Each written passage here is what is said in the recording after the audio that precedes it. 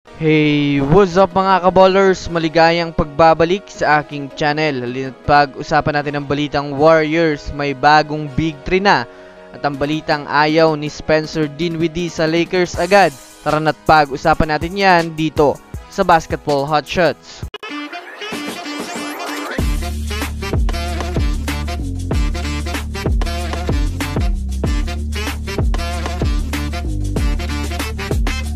Una nga muna tayong dumako mga kaballers sa balita patungkol sa ayaw na ni Spencer Dinwiddie sa Lakers. Well, alam naman nga po natin sa ngayon mga kaballers na pumirma na nga po si Spencer Dinwiddie sa kupunan ng Dallas Mavericks ng 1-year deal, veteran minimum contract. Alam naman nga po natin mga kaballers na datiyang player na nga po ng Mavericks itong si Spencer Dinwiddie na nag-average ng 17 points per game. Sa pinakabagong balita nga po mga kaballers na inilabas ngayon sa muling pagbabalik nga daw mga kaballers ni Spencer Dinwiddie sa Mavericks ay magsisilbi nga nila itong backup point guard mga kaballers. Ngunit sa nangyaring pagpirma nga po mga kaballers ni Spencer Dinwiddie sa Dallas ay marami nga po ang nag-react na inayawan niya nga daw mga kaballers kaagad ang Los Angeles Lakers kahit gusto pa nga siyang kunin ito para sa susunod na season.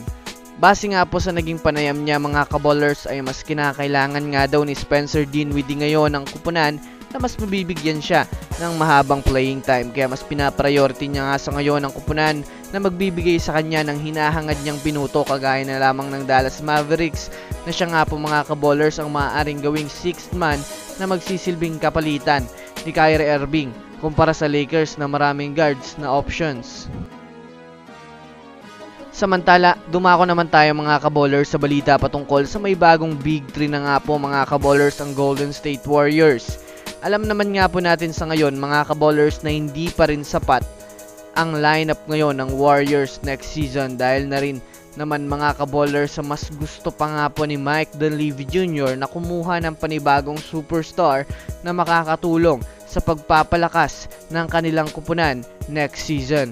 Bagamat man nga po mga kaballers na wala sa kanila si Klay Thompson ay marami naman nga pong mga kaballers ngayon ang naniniwala na mas mapapakinabangan pa nga daw mga kaballers ng Warriors ngayon itong si Buddy Hield dahil na rin naman mga kaballers sa mas aggressive ito pagdating sa hustle play, rebounding.